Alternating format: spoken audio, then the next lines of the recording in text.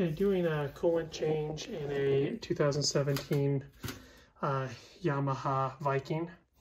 So what are you going to need for this job? Well, you're going to need 4 quarts of Yamalube antifreeze. You can use other stuff just as long as it's got the additives for an aluminum engine.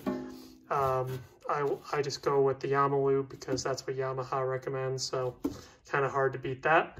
And then you're going to need a ratchet, probably an extender, and an 8mm socket.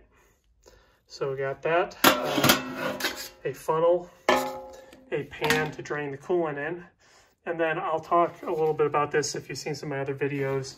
This is a go-to tool for me, so this is a coolant refill. It can also do coolant retention, so like if you want to service a system and not drain out all the coolant, you can kind of use that to hold the coolant in. And then it's a pressure test kit.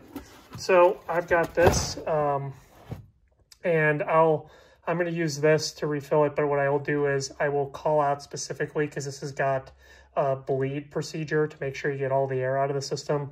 I will show you what to do if you don't have one of these. Now, like, this is, a mechanic's one, so this is a little more high end. You can go to Harbor Freight and they've got one. I think it's about 50 bucks. And so you could probably use that one as an alternative to buying a more expensive, Cornwall one like I have here. The other thing just to be aware of, so before we start this, let's make sure that the engine is completely cool, radiator cool, because you can burn yourself, so you never want to do this hot. So, all right, so that's what's needed. So next, what I'm going to do is drain out the coolant. Now, one tip, go ahead and leave the cap on the radiator, because what that's going to do is lock the coolant in place so that you don't get a bunch of coolant spilled on you. Oh yeah, one other thing. So why do I have this tool out as well? So this thing is really low on antifreeze. I checked the reservoir, and you should do this as well. So I come down over here, and that thing is completely bone dry. And then I opened up the radiator, and I looked in the radiator, and that was low as well.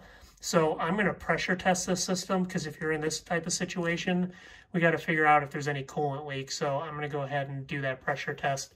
So if you're in this situation, I highly recommend doing a pressure test. Like I was mentioning, that Harbor Freight tool, it's a less expensive version of the one I have. It can do a pressure test, or you can buy a pressure tester, or sometimes it's a rental tool that you can borrow from the auto parts store. So either way, get a pressure tester and make sure that you're not leaking coolant. So, all right, I'm going to go ahead and do the first step here, which is to loosen the drain plug.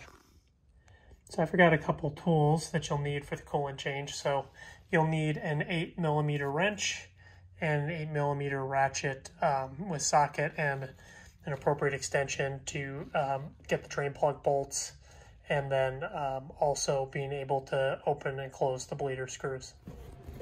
Okay, so we're at the passenger side rear of the machine. I've got the dump bed lifted up. If you need to get the dump bed open, you just lift this handle back, and it releases those mechanisms there, and you can lift it up.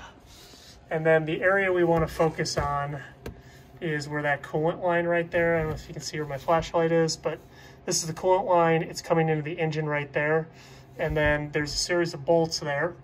But what happens is we're going to get underneath the machine now, and I'll show you the spot. There's a bolt you get at from underneath, or a drain plug, I should say. And that's how you basically loosen that drain plug, and that'll dump out all the coolant. So let's get underneath the machine, and I'll try and point that out as best I can. It is a tight spot. So I'm underneath the machine, and you can identify the access area. So if you go from the back, the very back of the machine, on the frame of the, remember this is the passenger side rear. So there's a hole here, and it's not, you can see it's not a perfect circle. There's one here that's a perfect circle, and then there's kind of like a squarish one. So it's this one that's a perfect circle. And I'll try and get you the best view I can. It's kind of dark under here. see if I get the camera to focus. So that up there, that guy, I know it's hard to see, but that's the drain bolt. So drain plug, I should say. There we go. Got it in camera. So that's the drain plug. So we just need to get a socket on that and take it off and then get the pan underneath. So I'm going to get it loose off camera and then I'll show you how I get it out. So as drain plugs go, this was pretty loose. I was able to crack it loose. So once I've done that, I'll take the socket off. All the coolant comes out. Now the idea was is we left that radiator cap on. So hopefully not too much coolant dumps out on us.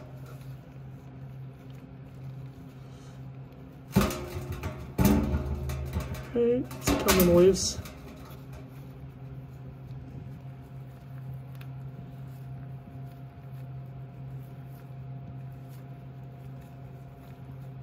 All right, just about there, yep. So as you can see, some coolant dumped out, but not very much coolant.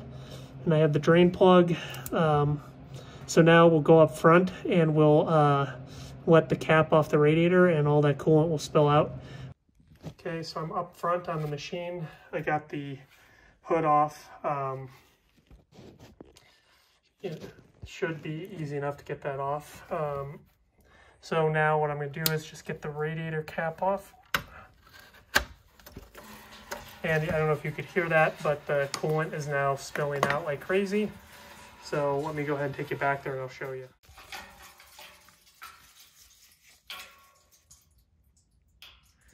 So you can see now the coolant's pouring out pretty good. So we'll go ahead and let that drain, and then I'll talk about the next steps. Okay, so this radiator, it's an interesting, I've not witnessed this before in a Yamaha product.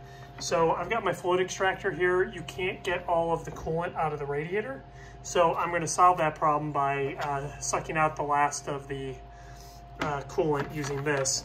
If you look at the radiator, the intake, so there's the hose that brings it in, and it's halfway down. I don't know if you can see that. You go on the side here.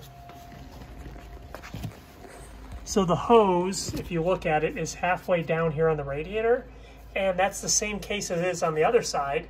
And then I've inspected the radiator. There's no drain plug, and the service manual talks about just draining this by emptying the coolant out at the access point that I showed you.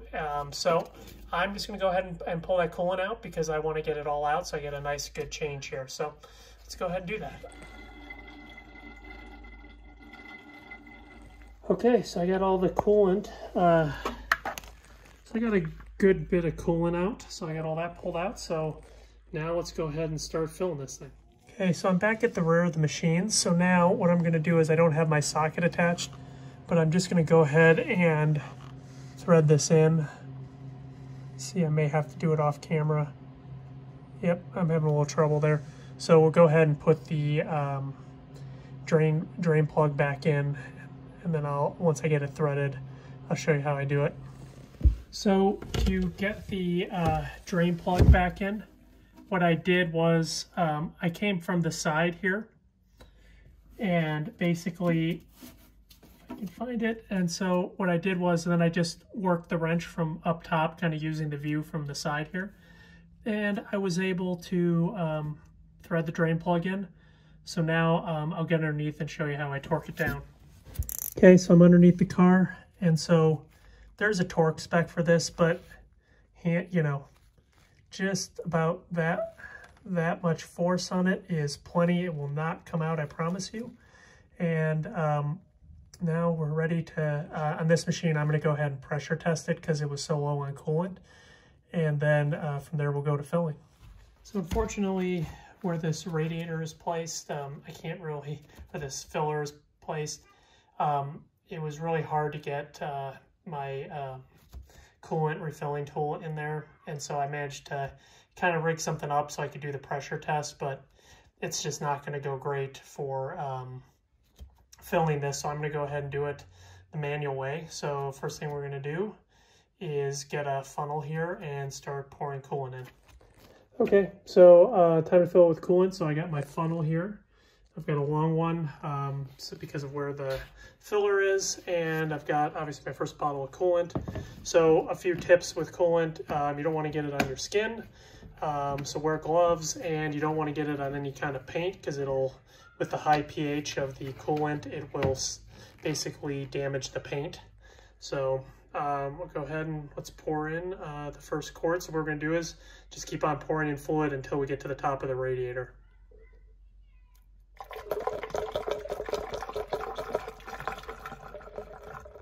All right, so this is the overflow tank for the coolant, or the reservoir. And in this machine, it was bone dry. It's not great. So what I do, if you obviously are doing this on a machine, hopefully yours actually has coolant in it. So what you basically will do is take out these two bolts. That'll free this, and you can dump it over, or you'd have to take off this top line and you can dump it over. Or option B, and it's pretty simple, you just take off this hose clamp, pull this hose down, and just let it drain into a bucket. And that'll get it empty. In my case, I'm just gonna go ahead and take the cap off here. I won't bore you with filming this, and it'll be easier for me to do with two hands. Just take the cap off, and we're gonna go ahead and fill it up. All right, so next thing we gotta do is take the bleeder screw out of the water pump housing, and so, because we gotta get the air out of the system. So right here, oops, sorry, hard to do. This right here, you can see there's a little gasket on it, and that's how you know that's the bleeder screw. And what you're gonna do is you're not gonna take it out all the way, but you're gonna loosen it, and you're gonna let the air seep out until you see a little bit of coolant weep from it. And at that point, then you can go ahead and put the bleeder screw back in. If you take it all the way out, coolant's just gonna shoot out. It's gonna get all over the place. Okay, so I got it loose. Sorry, it's really hard angle here. So I'm gonna take my wrench off of it. And now I'm just gonna place my fingers.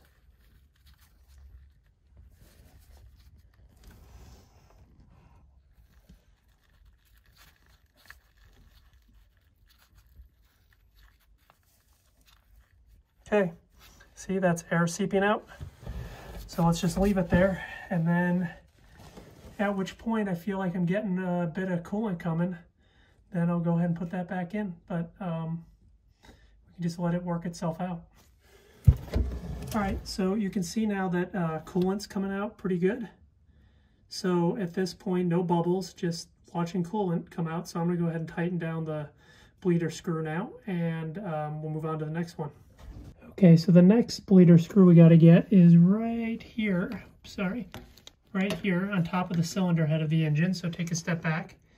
You can see there's the back of the machine, and like there's the fuel rail underneath this cross member.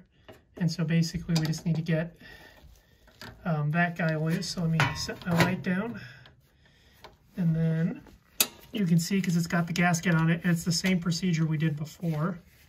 Okay, let's see if we can get it. Oh yeah, all right. So now that I got it loose, just do the same thing we did before. Oop, that's still a little too tight.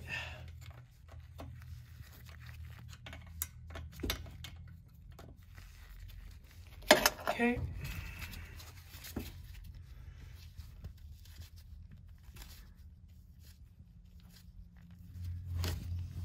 Okay, so I got it out.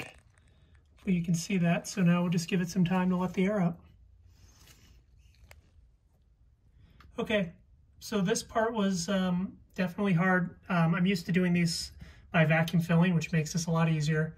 So basically, what I'm going to recommend is that just keep repeating the bleed steps. So what happened was I went ahead and filled the thing up, had the radiator to the top, and then I bled out the air at the water pump, and then I came back, and I came over here and I bled this out, and I let out air, and then it just stopped filling, and then sure enough I went to the radiator, and it was past the point where the coolant lines, or the hose, basically below where the lines were, so I had to top off the radiator. Then I bled both parts again, and then sure enough, you know, this one bled a little bit, but then I had to top off the radiator one last time. So just keep filling and bleeding until basically coolant comes out. It will happen. And so you can see I got a good bit of coolant coming out now. So at this point, I'm going to go ahead and move on to the next step, which is bring the engine up to temp, rev it a few times, and then check the levels after it cools off. Okay, so the last part of this service is to top off. So I started the machine, I ran it till it came up to temp, then I revved the engine 3-4 times, and then I had to let it cool. And you don't want to do this when it's hot because you'll get burnt for sure, but go ahead and let it cool. And then if you look in here, the level, it's down just a hair, but not much. So I'm gonna go ahead and top it all the way off. So we start off on a fully filled system. Something I didn't mention earlier is if you want to flush this, you can. The coolant in this looked in good shape. Didn't look like it was, you know, really old or had gotten gummy in there. So, you know, but once again, so I tend to just want to do this maintenance every 2 years, keep it fresh and not have to worry about flushing. But if you've got one that's dirty or you feel adamant that it should flush, you know, it should be flushed, well, you know, if it's your machine, you should definitely do it the way you think is best for that. So I'm gonna go ahead and top this off, and then this machine is ready to hit the road. So as always, thank you for watching, and if you like my content, please comment, like, and subscribe below.